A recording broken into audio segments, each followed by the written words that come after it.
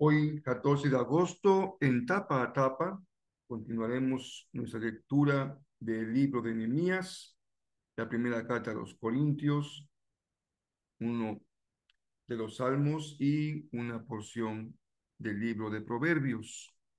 Esta serie tiene como propósito acompañarte en la lectura devocional de la Biblia completa en un año. Yo soy el pastor Rafael Pola y me da mucho gusto que me permitas acompañarte en tu devocional, en tu lectura devocional de cada día.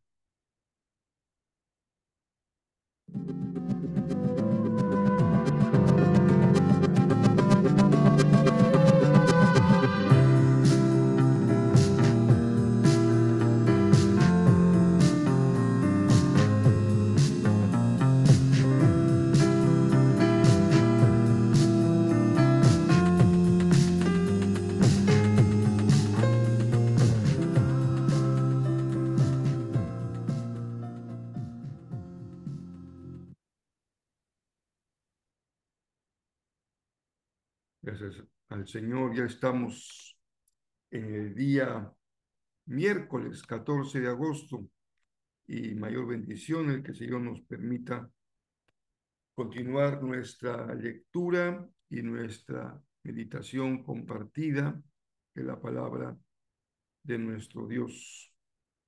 Si tienes alguna bendición que compartir, algún comentario, alguna pregunta, siempre nos resulta de edificación leer lo que el Señor pone en sus corazones ahí, en los comentarios que pueden anotar en el chat, tanto de Facebook como de YouTube, o también en el chat de las diferentes redes en las que compartimos este pequeño video y también la versión de audio, porque lo puedes escuchar tanto en Spotify, solamente escuchas el audio, lo puedes hacer en circunstancias en las que no te es posible ponerte frente a la pantalla, pero también puedes verlo en las plataformas de Facebook o de YouTube, tanto en las páginas y canales personales como en los de Jezreel y también en los de Missio Dei. Así que tenemos opciones para compartir nuestra lectura diaria. En este miércoles 14 vamos a compartir la lectura de Nehemías 7, verso 73. Si no están acostumbrados a las anotaciones respecto a los textos bíblicos en donde se encuentran, cuando después del número pequeño 773, en este caso después del 73 aparece una letra, ya sea A o B, en algunos casos C, se refiere a la parte del versículo. En este caso, la B quiere decir que empezamos a leer desde la segunda parte del versículo 73 y llegaremos hasta el capítulo 9, verso número 21. También leeremos 1 Corintios 9, del 1 hasta el 18, y el Salmo 33, la segunda parte, a partir del verso 12 hasta el 22. Y por último, Proverbios 21, 11 y 12. Igual cuando en el caso de Proverbios leeremos dos versículos consecutivos, nada más, como es en este caso 11 y 12, no ponemos un pequeño guión medio, sino usamos una coma. Cuando los versos son más de dos, por ejemplo, que fuese del 11 al 13, el 11 al 14 o incluso más allá, se usa el guión medio para señalar cuál es la porción que incluye nuestra lectura. Pues son pequeños detalles, pero creo que nos pueden ayudar a comprender lo que estamos aquí anotando en, la, en esta lámina de PowerPoint. Bien, pues vamos entonces a un pasaje muy importante, muy interesante, porque encontramos como Nehemías convoca, ya han tenido una labor que él ha estado dirigiendo respecto a la reconstrucción del muro, las puertas y la vigilancia, para dimensionar de manera correcta la obra emprendida por Nehemías diríamos que Zorobabel, disculpen, y el primer grupo regresan para iniciar la reconstrucción y su labor se concentra en el altar y eso le da una importancia singular en todo. ¿Por qué empezar en el altar y empezar en el templo, en el lugar del templo? Ya tiene un significado. Después ponen los cimientos del templo. Un grupo posterior que aquí va a coincidir Esdras y Nehemías, pero ese grupo capitaneado, dirigido por Esdras, tiene más un sentido de restauración espiritual del culto y de la ley y esa decisión que toman de separarse de las mujeres no judías. Esdras tiene una singular importancia en relación con la ley y con su explicación para el pueblo. Así que esa es la tarea que le toca a Esdras, diríamos para facilitarlo, que le toca la parte espiritual. Y en el caso de Nehemías es el gran líder civil, social, político, que llega a la ciudad con el objetivo de reconstruir las condiciones materiales de la ciudad, pero esto sin duda incluirá también el aspecto de la convivencia social. Así que esta es la comprensión de lo que estamos aquí leyendo en lo que le toca a Nehemías. Y Nehemías convoca, junto con Esdras, a una gran asamblea para que se escuche la lectura de la ley y su explicación. Dice la palabra para que el pueblo pudiera comprender. Así que adicionalmente a la lectura pública, había lecturas en grupos más pequeños en donde los lectores tenían la función también de explicar lo que la ley significaba. Cuando lo leímos en Esdras, recuerdan que también se señaló que dado que el pueblo hablaba arameo, entonces había que explicarles la lectura de la ley en hebreo, y esto hacía necesaria la labor de los maestros. Junto con la gran lectura de la ley, se celebra una gran fiesta, la fiesta de las enramadas, y hay un acto también público de confesión de pecado, y tanto a niveles personales como a nivel nacional. Y en este acto público de confesión, Esdras eleva una oración al Señor en la que da cuenta no de la historia de Israel, sino de la mano poderosa de Dios en la historia de Israel. Tú puedes compartir tu historia personal de vida, describiendo los acontecimientos que has vivido y para ti más significativos, tus éxitos, tus fracasos, tus alegrías, tus tristezas, tus logros, pero también puedes hacerlo desde la perspectiva de lo que Dios ha estado haciendo en tu vida, cómo Él te ha acompañado, cómo has aprendido acerca de ti mismo y acerca de Dios a través de la manera como Él ha intervenido en tu vida. Y podrías encontrar tal vez muchas similitudes con la historia de Israel, cuando Él ha provisto, ha abierto puertas cerradas, ha defendido tu seguridad, tu condición espiritual, tu familia, en fin. Puede uno leer con detenimiento y encontrar maneras como también eso se refleja en nuestra propia vida. Llegamos al pasaje de Nuevo Testamento, que es la primera carta a los Corintios. Es una carta muy interesante, muy instructiva, porque encontramos una forma de diálogo pastoral entre el apóstol y la iglesia de Corinto. Y por cierto que es una buena forma de hacer teología, de pensar teológicamente. Es el diálogo entre la comunidad de fe y el maestro, o el teólogo, o el pastor, o el guía, el mentor. No es una labor que se hace en soledad, pensando en temas tal vez abstractos, interesantes, que nos pueden inquietar, pero es mucho más enriquecedor cuando hay un diálogo entre los que seguimos a Jesús y quienes tienen la tarea de enseñar y guiar. Se plantean preguntas y las preguntas dan lugar a que podamos ir aprendiendo juntos, aumentando el conocimiento. Así que Pablo ahora tiene que pasar a otro tema, el tema de su autoridad apostólica. Ya habíamos empezado a leer en la carta que había una polémica en la iglesia respecto a cuál era el líder que debían de seguir. Algunos decían que a uno, otros decían que a otro. Dentro de esos líderes que se seguían estaba el mismo apóstol Pablo, aunque otros lo rechazaban, especialmente su autoridad apostólica. Pero Pablo dice, aunque algunos ponen en duda mi autoridad apostólica, pues mi mejor prueba de la misma son ustedes.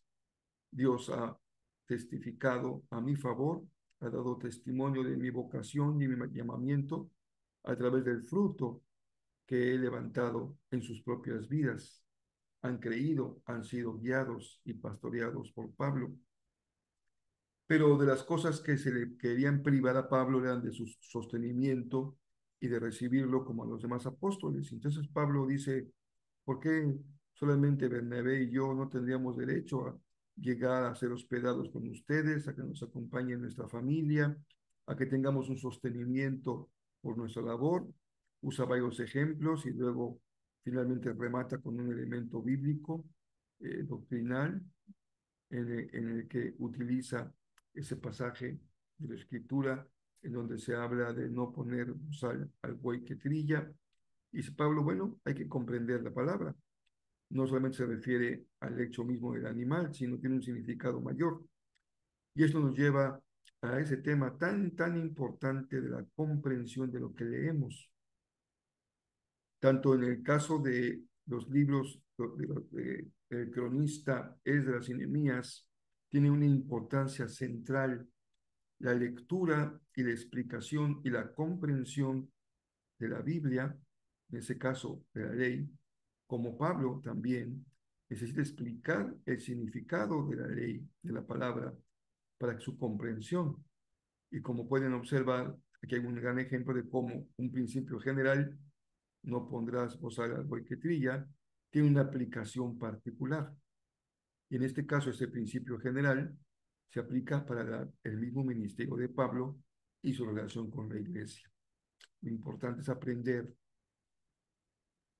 en qué medida y cómo es que es legítimo aplicar la Biblia, porque a veces cometemos un grave error hermenéutico, y esto puede sonar un poco académico, pero es muy sencillo, de aplicar la Biblia a otros y no aplicándolas a nosotros mismos. Y este es un grave error, que no requiere mucha sabiduría técnica, ni experiencia, ni tampoco conocimiento, sino la sencillez del corazón que va a la palabra y se pregunta, Señor, ¿qué me dices a mí en tu palabra? ¿Cómo me permites vivir lo que tú enseñas? Y entonces la Biblia se lee, lo hacemos todos los días, y en la meditación tratamos de explicar, que es la segunda parte, explicación de la palabra, y para ello nos basamos en lo que dice, en su gramática, en su contexto, en su género literario. A veces lo hacemos con salmos y explicamos el paralelismo, o en la poesía. También lo hacemos en proverbios, cuando explicamos que el proverbio tiene una aplicación práctica, tiene un enfoque del resultado de aplicar un principio, y esto ayuda a explicar la Biblia para que lleguemos al tercer punto, que es comprenderla. Tener una comprensión significa lo que dice el sentido del texto, lo que el texto quiere decir y lo que nos quiere decir a nosotros. Y esa es la tarea en la que tenemos que llegar siempre, la aplicación. Recuerden que cuando usamos de forma didáctica la mano para referirnos a cómo se sostiene la palabra, aunque sea digital, cómo se sostiene la palabra, empezamos diciendo que se escucha, y es bueno que uses los recursos de audio de la Biblia leída para que puedas escucharla. Luego la leemos. En tercer lugar, lo que hacemos hoy, la meditamos. En cuarto lugar, la estudiamos. En quinto lugar, la memorizamos. Y lo que se sostiene al centro y permite que la Biblia no se caiga es que la aplicamos. Y si no llegamos al último paso, es como quedarnos sin que le extraigamos a lo que comemos su verdadero nutriente y aprovechemos lo que estamos comiendo. Así que Pablo dice, yo tengo también los mismos derechos, pero renuncio a ellos. Recuerden también que Nehemías hizo algo parecido. Yo tengo derecho a comer todos los días y que el pueblo me sostenga en mi tarea como líder, como gobernador, pero renuncio a ese privilegio y no solamente lo hago, sino que aporto de mis propios recursos para darle de comer a mucha gente todos los días. Y Pablo hace un poco lo mismo, dice, tengo un privilegio y mi privilegio es que nadie me esté criticando porque yo predico el evangelio gratis. A nadie le cobro, aunque él sabe y reconoce que tiene derecho a eso, tiene derecho a ser sostenido por la iglesia a la que él sirve, pero está defendiendo su autoridad. Y para Pablo, lo más importante es su autoridad apostólica para que le permita cumplir cabalmente con su ministerio.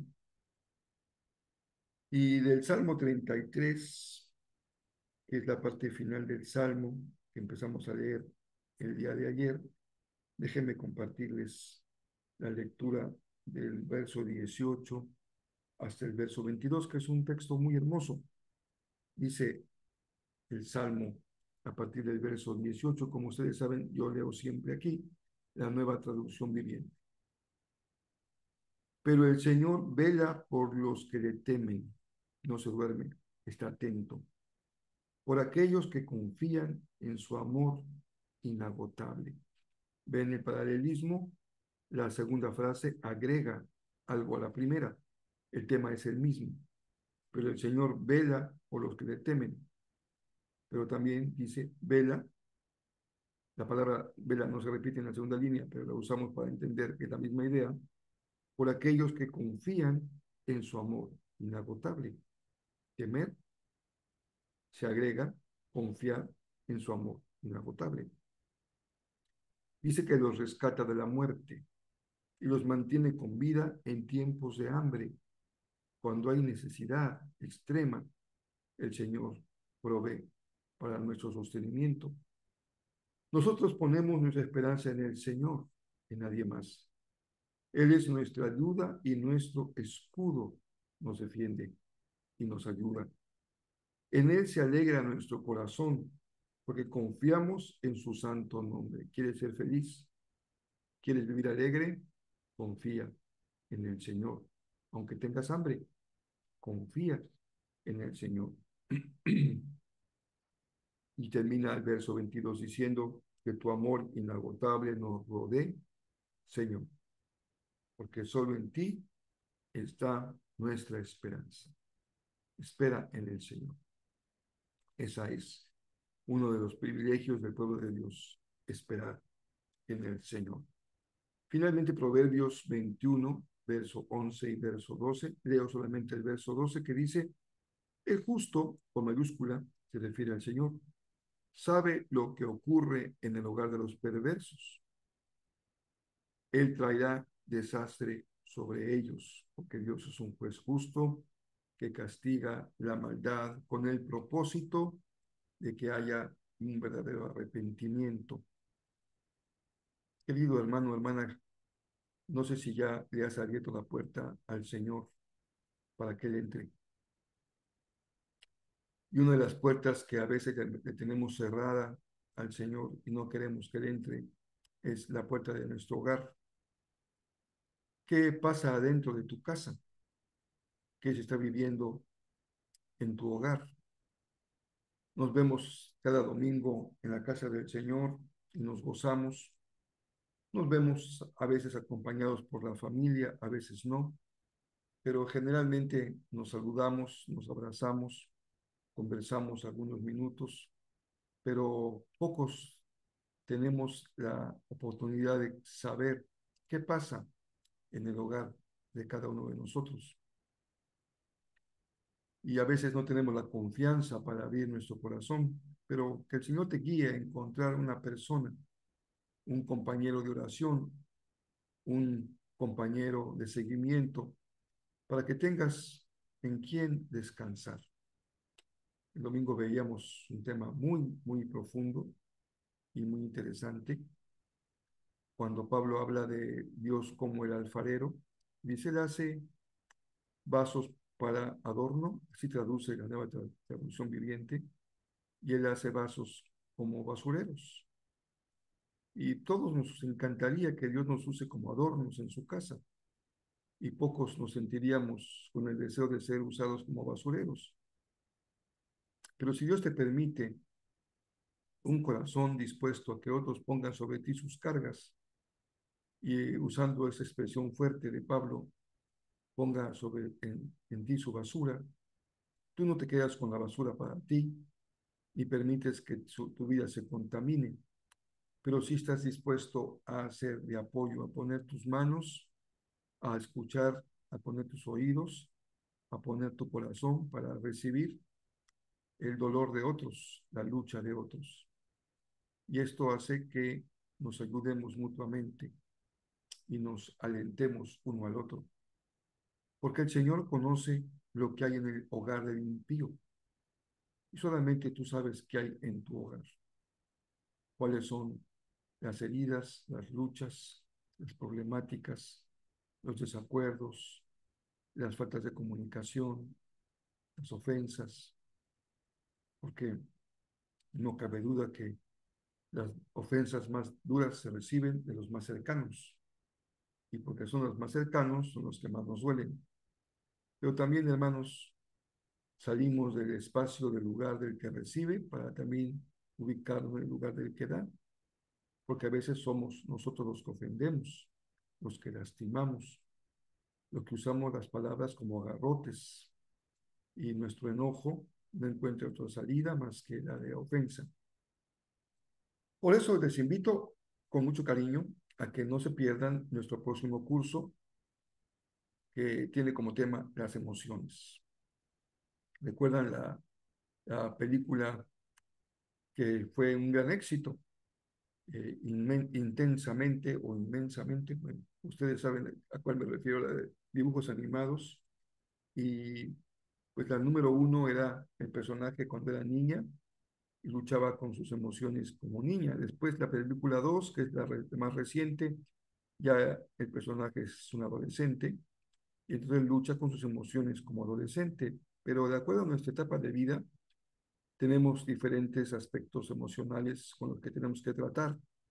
Si tú ya eres un adulto en la etapa mediana de vida, cuando ya estás en tus 40, en tus 50, o si ya eres un adulto mayor, o ya eres un adulto muy mayor, nunca dejamos de luchar con nuestras emociones, de vivir con ellas, de aprender a gestionarlas, a tratarlas, a comprenderlas. Y nosotros en Jerrel y en las iglesias que nos acompañan en las meditaciones compartimos la importancia de tener siempre una comprensión integral del ser humano. Somos cuerpo, somos carne, somos inteligencia, pensamiento, razón, somos sentimientos, somos voluntad, somos emociones, tomamos decisiones, actuamos, y en todo ello somos una persona. Y el Señor trata con nosotros no por partecitas. Él no dice, nada más déjame tratar con tu espíritu, sino trata con nosotros. Y Pablo dice, ofrezcan su cuerpo en sacrificio vivo, adoren al Señor con todo lo que son. Y esto incluye nuestras emociones. Entonces, en el curso que empezamos, estamos todavía ajustando detalles técnicos, subiremos a la red de las redes sociales una pequeña introducción a cada tema. Eh, Mi hermano Romeo, que tiene la tarea en su vida profesional de ser un psicoanalista, un psicólogo, nos comparte esta perspectiva médica, terapéutica de las emociones. El primer video, que es como una introducción, tiene la parte de distinguir entre emoción y sentimiento, y el primer video ya propiamente de la clase con la que empezaremos este domingo 18, tratamos el tema del enojo. Tú debes ver el video antes de llegar a la clase, el domingo. Si quieres que alguien comparta contigo la clase, invítalo y llévalo, pero debe de ver el video para sacarle provecho al curso. Y usemos esta bendición de tener recursos didácticos, pedagógicos para enriquecer nuestro aprendizaje. Así que podemos ver el video, repasarlo, tomar notas, incluso escribir preguntas que tengamos sobre lo que escuchamos. Y esto nos va a permitir que al llegar al domingo y tengamos esas actividades didácticas para reforzar la enseñanza y el aprendizaje, le saquemos más jugo, lo más importante, podamos aprender a vivir sanamente y también santamente con nuestras emociones. Así que es algo que hacemos para bendición de cada uno de ustedes y esperamos que sea útil, que sea de bendición. Muy bien, les agradezco que me han apoyado en estas últimas semanas en oración. Este miércoles yo estoy viajando a la Ciudad de México. Voy a un asunto personal de una visita programada de hospital, pero ustedes saben que Paloma, mi hija, ha estado con su salud delicada y tiene ya programada una cirugía. Oremos para que el asunto del seguro se resuelva lo más pronto posible, pero sé que ha tenido que volver al hospital. Oremos al Señor para que todo salga muy bien, esté con ella, la cuide y dirija su vida. Les aprecio mucho que me acompañen en este motivo de oración personal y familiar. Les abrazo, el Señor les bendiga y mañana nos reencontramos en este espacio.